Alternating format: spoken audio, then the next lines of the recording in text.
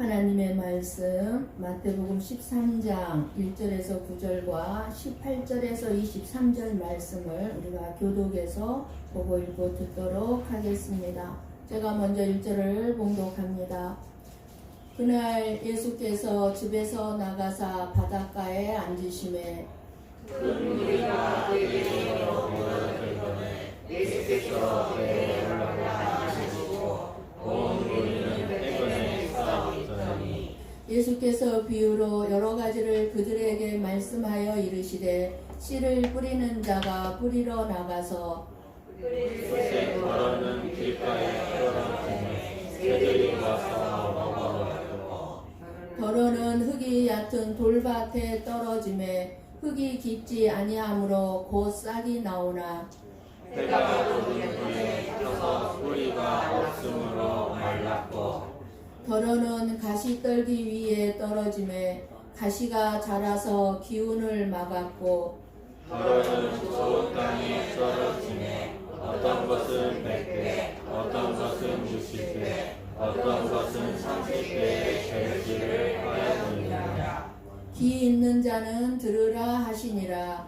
그런즉 씨 뿌리는 비유를 들으라. 아무나 천국 말씀을 듣고 깨닫지 못할 때는 악한 자가 와서 그 마음에 뿌려진 것을 빼앗나니 이는 곧 길가에 뿌려진 자요. 돌밭에 뿌려졌다는 것은 말씀을 듣고 즉시 기쁨으로 받되 그 속에 뿌리가 없어 잠시 견디다가 말씀으로 말미암아 환난이나 박해가 일어날 때에는 곧 넘어지는 자요.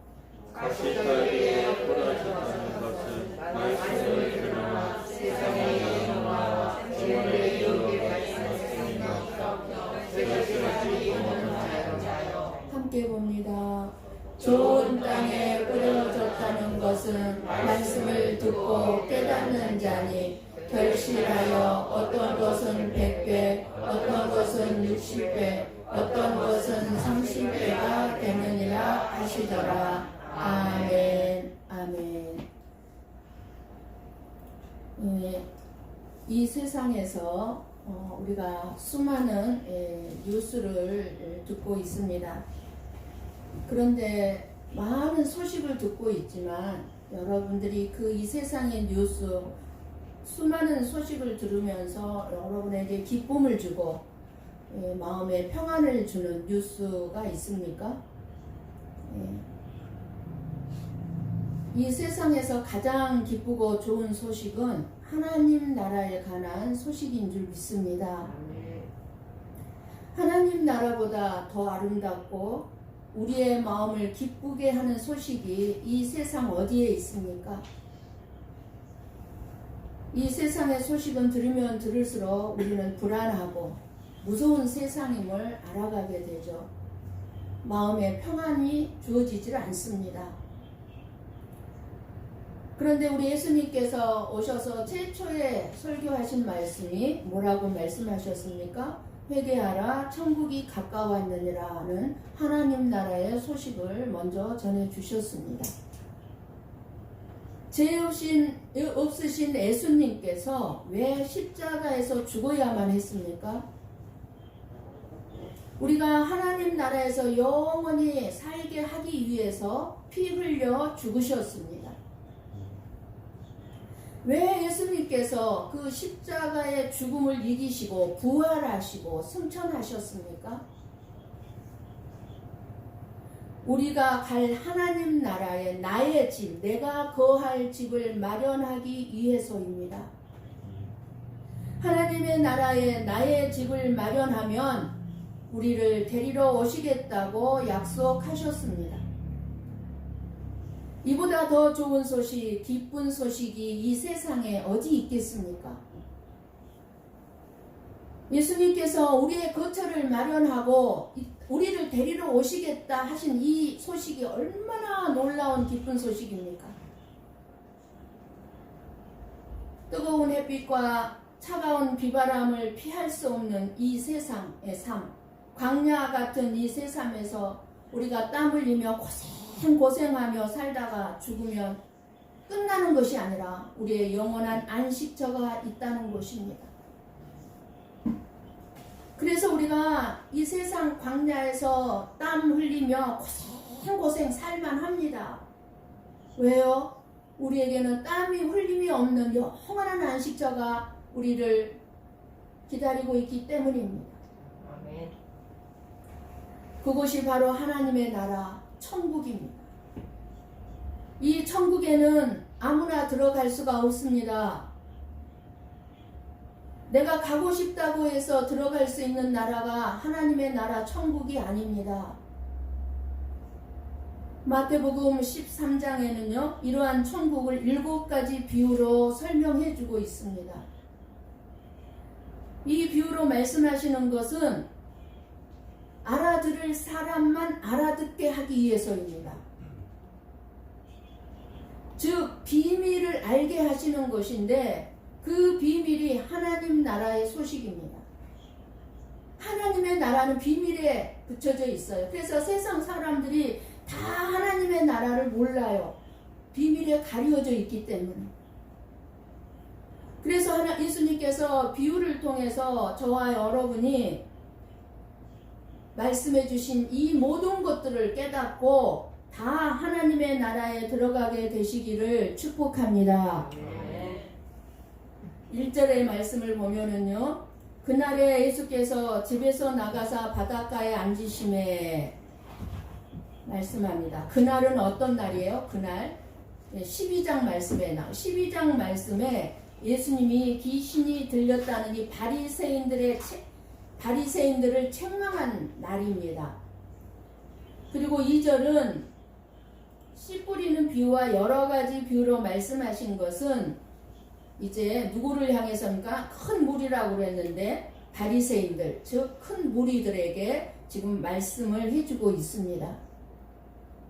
이 13장 말씀을 보면서 예수님이 무슨 말씀을 하셨는가를 보시면은 안 되고 누구에게 말씀하셨는가를 먼저 보셔야만 예수님의 말씀의 뜻을 잘 이해하게 될 것입니다. 지금 예수님이 누구에게 말씀했다고요? 큰 무리요. 그러니까 오늘 본문은 믿는 사람에게만, 제자들에게만 말씀하신 것이 아니고 수많은 무리들에게 말씀하신 것입니다. 수많은 무리에게 하셨기 때문에 그 안에는 바리새인들, 그리고 하나님의 능력을 보기 위해서 온 사람들, 떡을 얻어먹기 위해서 온 사람 등 여러 종류의 사람들이 있습니다. 그 중에는 정말 좋은 밭같이 믿음으로 준비된 일꾼도 있고 제자들도 이 무리 속에 있기 때문에 9절에 뭐라고 말씀합니까? 귀 있는 자는 들으라 하십니다. 우리 가운데도 귀 있는 자는 오늘 말씀이 들려지게 될 줄을 믿습니다. 아멘. 그래서 예수님께서는 1절에서 8절까지는 많은 무리들을 향해서 말씀하셨습니다.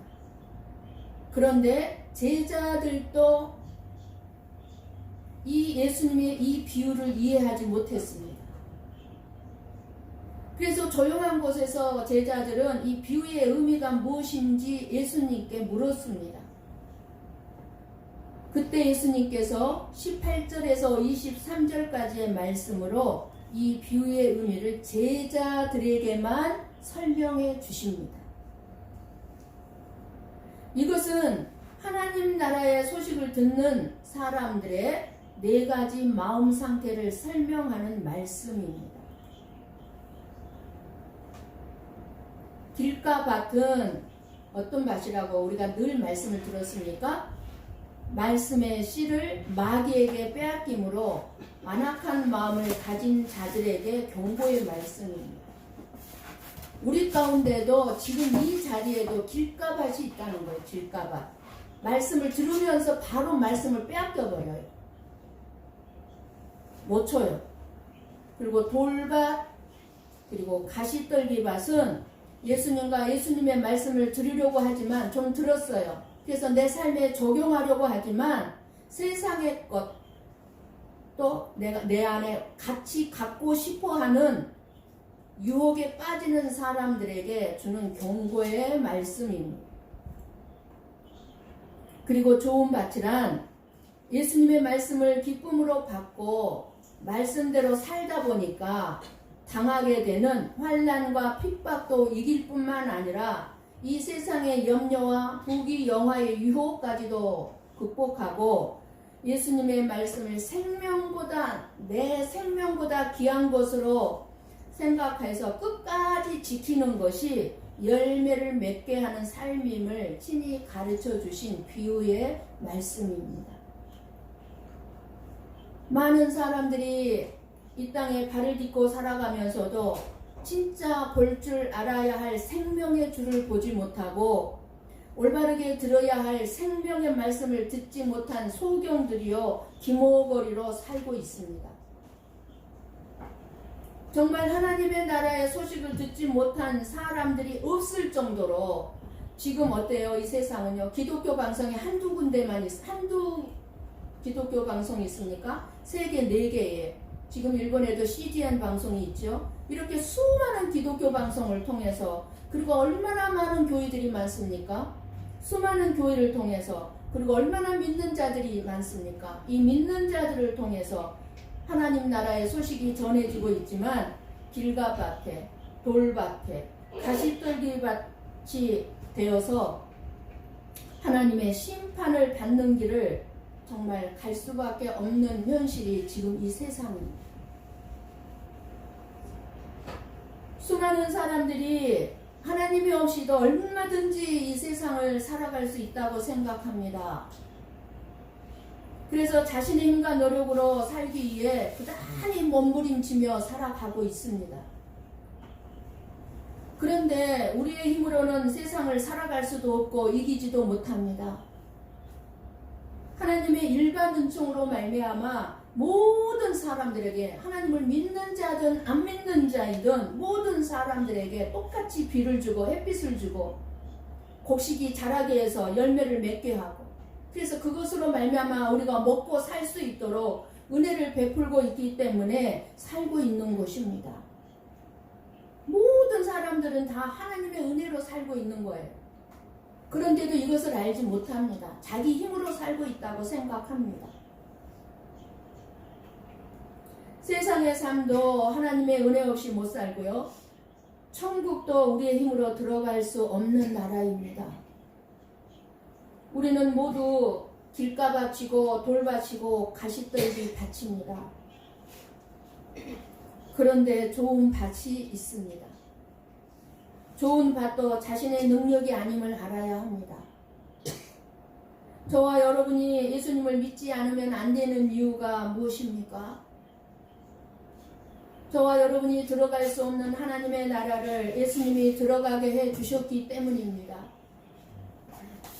오늘 우리가 예수님이 믿어지고 그 주님의 은혜를 알고 예수님의 십자가의 사랑을 알고 있는 것도 내 스스로의 지혜나 노력이 아니라 일방적인 예수님의 은혜와 사랑을 입었기 때문입니다. 일방적으로 예수님이 저와 여러분에게 찾아오셔서 깨닫게 해주시고 있기 때문이에요. 저와 여러분이 마귀를 물리치고 환난과 박해를 이기고 염려와 유혹을 이기는 것이 아닙니다. 예수님께서 우리 안에 계시기 때문에 할 수 있습니다. 예수님 오늘 이것을 네 가지 밭의 비유를 통해서 말씀해주고 있는 것입니다. 좋은 밭에 떨어진 씨가 자라서 30배, 60배, 100배의 결실을 맺었다고 합니다. 우리가 할 수 없는 것을 예수님이 하셨다면 그렇다면 이 열매는 누구의 열매입니까? 30배, 60배, 100배의 열매는요. 내가 맺은 열매가 아니라 예수님의 열매인 것입니다. 우리는 단지 씨가 자라서 열매가 맺어진 밭에 불과한 것입니다. 밭. 그런데도 사람들은 자기 자신이 뭔가 열심히 해서 자신의 힘으로 많은 열매를 맺어보겠다고 애를 씁니다. 다시 어떻게 스스로 돌을 걷어내고 다시 어떻게 스스로 가시떨기를 없앨 수 있겠습니까? 때문에 좋은 밭은 원래 없습니다. 다 농부가 해주기 때문에 좋은 밭이 될 수 있는 것입니다. 저는 나는 자연인이다 라는 프로를 잘 봅니다. 자주 봅니다. 거기에 보면은 산내 돌짝밭에 그 자연인이 돌을 다 드러냅니다. 그리고 거기를 좋은 밭으로 바꿔서 곡식을 심어서 바꾸어서 그것을 먹는 것을 자주 봅니다. 돌짝밭은요, 자신이 좋은 밭이 스스로 될 수가 없어요. 농부가 그 자연인이 돌을 다 드러내줘야만이 좋은 밭이 되는 것입니다. 그런데 많은 사람들은 자기가 돌밭에 돌을 제거하고 가시떨기에 가시를 제거해서 좋은 밭이 되려고 한다는 것입니다. 자기가 할 수 없는 거거든요. 우리 한번 시편 14장 1절 3절 말씀을 같이 보고 읽고 듣습니다. 같이 봅니다.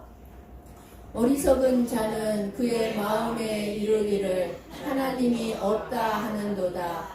그들은 부패하고 그 행실이 가증하니 선을 행하는 자가 없도다. 여호와께서 하늘에서 인생을 굽어 살피사 지각이 있어 하나님을 찾는 자가 있는가 보려 하신즉 다 치우쳐 함께 더러운 자가 되고 선을 행하는 자가 없으니 하나도 없도다. 아멘.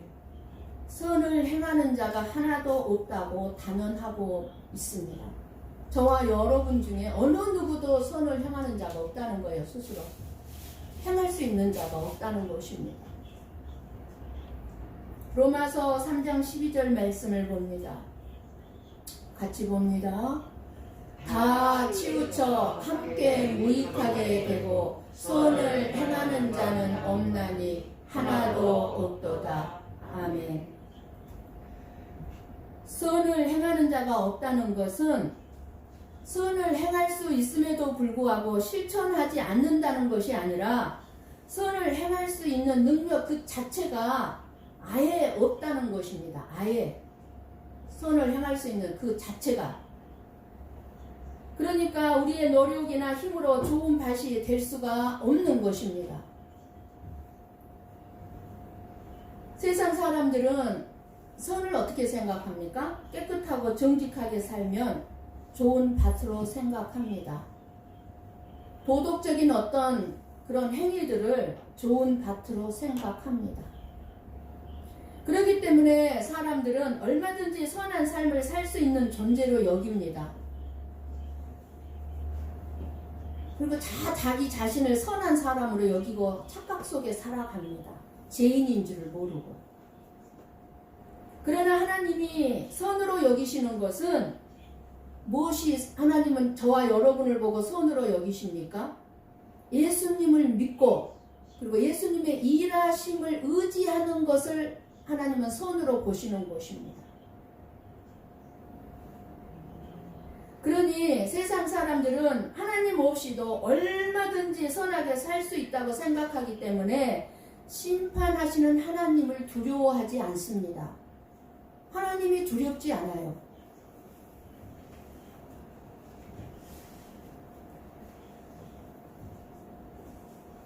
왜냐하면 예수님을 믿지 않아도 현재 자기 자신의 인생과 삶에 미치는 영향이 없기 때문에 그렇습니다.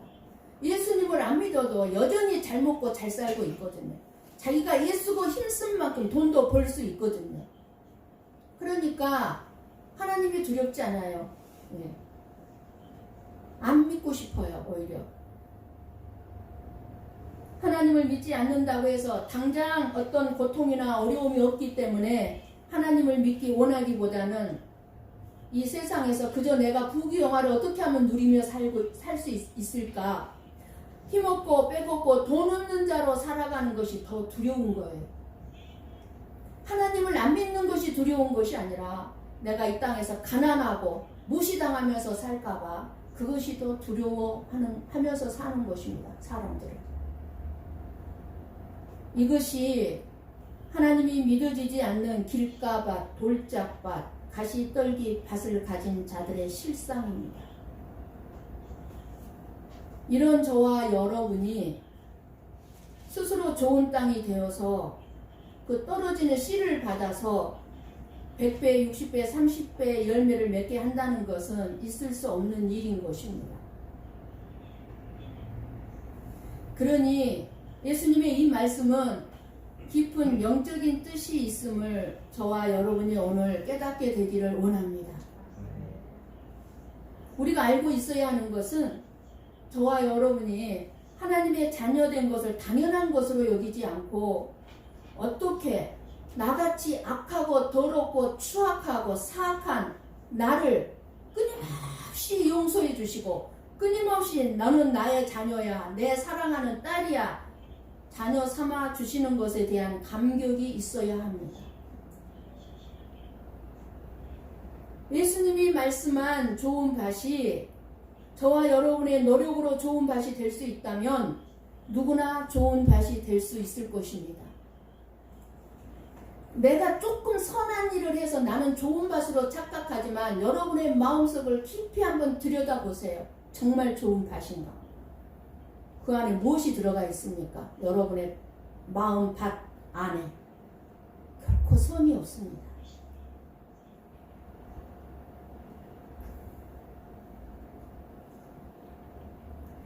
우리들은 스스로 고치고 변화시킬 수 있는 능력이 없습니다. 이것이 깨달아진다면 좋은 밭은 나의 지혜나 능력이 아님을 알게 될 것입니다. 길가밭, 가시떨기밭, 돌밭은 예수님을 만나기 전에 저와 여러분의 마음 상태를 의미합니다. 그리고 현재의 마음 상태이기도 합니다. 이러한 우리들의 마음 상태에서는 아무리 씨가 떨어져도 열매를 맺을 수가 없습니다. 이것이 저와 여러분의 모습입니다. 좋은 땅은 굳은 땅이 부드러워지고 돌이 없고 가시가 없는 밭이 된 것을 의미하지 않습니다. 23절 말씀을 보면 같이 한번 봅니다. 23절 같이 봅니다. 좋은 땅에 뿌려졌다는 것은 말씀을 듣고 깨닫는 자니 결실하여 어떤 것은 100배, 어떤 것은 60배, 어떤 것은 30배가 되느니라 하시더라. 아멘. 말씀을 듣고 깨닫는 것이 좋은 땅에 뿌려졌다는 것인데, 말씀을 깨닫는 것은 내가 깨달을 수 있습니까? 아니, 성령님의 일이죠. 내 안에 계신 성령님의 전적인 일입니다. 내가 말씀이 깨달아졌다 하면 무엇을 증거하는 거예요? 내 안에 성령님이 계셔서 그 성령님이 나로 하여금 깨닫게 하고 계시는 것입니다. 말씀은 누가 기록했습니까? 이 말씀은? 네. 사람들이 썼지만 어떻게 썼어요? 성령님의 감동에 의해서 사람에 의해 쓰여진 거예요. 그러니까 누가 쓴 거예요? 성령님이 기록한 말씀입니다. 그렇기 때문에 하나님의 말씀은 성령님의 일하심이 없이는 우리가 깨달을 수가 없는 거예요. 성령님이 함께 하심으로써 우리가 말씀을 듣고 깨닫게 되는 것입니다.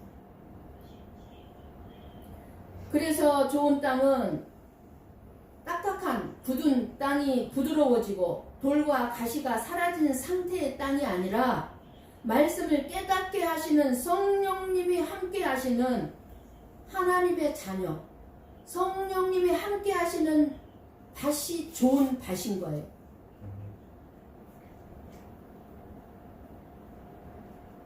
그래서 좋은 밭은 비록 염려가 있고 유혹도 있고 환난에 대한 두려움도 있지만 예수 그리스도를 바라보고 예수님에게 감사하는 그 마음, 사라지지 않는 그 마음이 좋은 밭인 것입니다. 그런 좋은 밭인 사람들이 예배를 사모하고 예배에 나와서 끊임없이 내 마음밭에 말씀의 씨가 떨어지게 하는 거예요. 그렇게 내 마음밭에 말씀의 씨가 떨어지면은 성령님이 함께한 좋은 밭은 그 말씀의 씨가 깨달아진다는 것입니다. 그 깨달아진 사람에게 뭐가 열려요? 열매가 열린다는 것입니다. 염려와 유혹 속에서도 예수님만 바라보게 되고 결국 감사하는 열매가 맺게 되는 것입니다. 그러니까 여러분들 저 사람은 좋은 성도야, 저 사람은 좋은 목사야, 인간적인 관점과 기준으로 절대로 판단하면 안 돼요. 여전히 좋은 목사 속에도, 좋은 성도 마음 속에도 가시가 있고 돌밭이 있고 길가밭이 있어요. 여전히 자리하고 있어요. 여전히. 그래서 좋은 땅은 저와 여러분의 성품이나 본질의 변화가 아니라 성령이 함께한 믿는 자, 즉 성령님이 깨닫게 하는 자임을 알아야 합니다. 저와 여러분은 하나님 나라의 소식을 듣고 깨달을 수 있는 눈과 귀가 있는 존재가 아닙니다. 하나님 나라보다는 그저 이 세상에서 내 자신을 바라보고 그저 내가 행하는 나의 어떤 선한 일들을 바라보면서 만족하고 그리고 더 이 세상의 것을 내 손에 움켜쥐기 위해서 살아가는 육신적인 사람들일 뿐입니다. 여기서 나은 사람은 없어요. 똑같습니다. 우리 모두가 다. 그러한 저와 여러분에게 하나님은 택한 자에게만 성령님을 보내셔서 이렇게 말씀을 깨닫게 해주고 있다는 사실이 얼마나 놀라운 은혜인지 우리는 알고 있어야 합니다. 성령님이 저와 여러분의 마음을 파고 들어와서 말씀을 깨닫게 하시고 말씀으로 말미암아 이 세상이 아닌 영원한 하나님의 나라에다만 소망을 두면서 살아가게 합니다. 그렇기 때문에 영원한 하나님의 나라에 소망을 둘 수밖에 없는 사람들은 이 땅에서 땀 흘리며 고생하며 산다 할지라도 억울하지 않아요. 힘들어하지 않습니다. 왜? 영원히 쉴 수 있는 하나님의 나라가 나의 소망이기 때문에, 주어지기 때문에 그렇습니다. 이것이 말씀으로 인한 좋은 밭의 열매입니다. 우리가 생각하는 열매는요, 세상 사람들도 다 맺어요. 우리 어떻게 보면 세상 사람들, 우리보다 더 착한 사람 많고 더 많은 열매를 맺은 사람들 많습니다. 근데 그들은 진짜 참된 열매를 맺지를 못하는 거예요. 누구만 맺을 수 있어요? 하나님의 택하신 자녀들만.